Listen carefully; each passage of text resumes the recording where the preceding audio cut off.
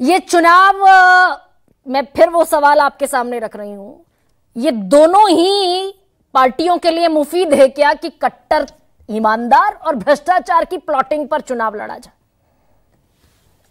ऐसा है गरिमा जी कि एक जो क्रिमिनल इन्वेस्टिगेशन में एक ही पैटर्न पे जब बहुत से क्राइम हो रहे होते हैं तो लगता है कि ये सीरियल ऑफेंस चल रहा है और इसमें there is something common between one offence and the other. उसी तरह से there is something common between one ED investigation and another. ED का इन्वेस्टिगेशन बड़ा प्रेडिक्टेबल होता है। आरोप लगाया, रेड्स डाली और फिर अंततोगत्वा वो व्यक्ति जो है वो अपना पाला बदल लिया राजनीतिक तौर पे और दूसरी जगह चला गया, सेफ जोन में घुस गया। आप किसको इसमें सपोर्ट कर सकती हैं आज की सिचुएशन में? अरविंद केजरीवाल पे क्या आरोप है? क्या है शीश महल? क्या है भाई?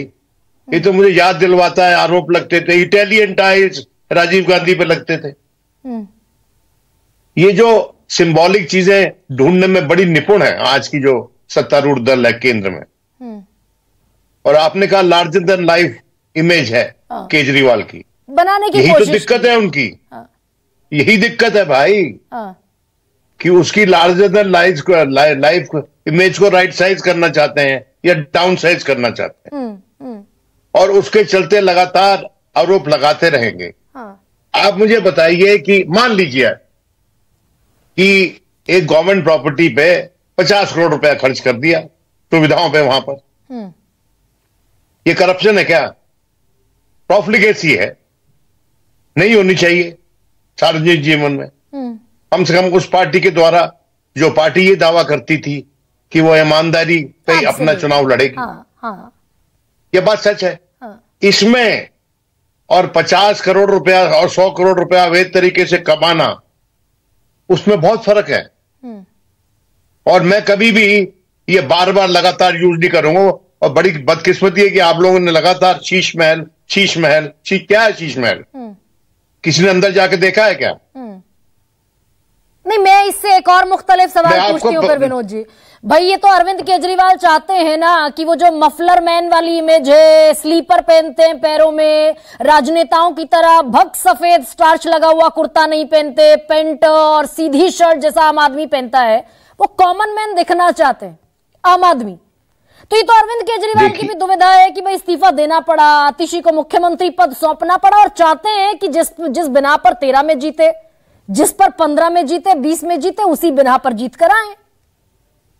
देखिए आज के दिन जब भारतीय जनता आज के दिन जब आम आदमी पार्टी इलेक्शन लड़ने निकलती है ना, तो इस दावे पे नहीं निकलती कि हम बहुत ईमानदार पार्टी हैं। वो इस दावे पे निकलती है कि उसने सर्विसेज डिलीवर किए हैं एक तबके को, बड़े तबके को दिल्ली में, जो आज भी खड़ा है उसके साथ। मैं पैरवी नहीं कर रहा हूं आम आदमी पार्टी की, बिल्कुल।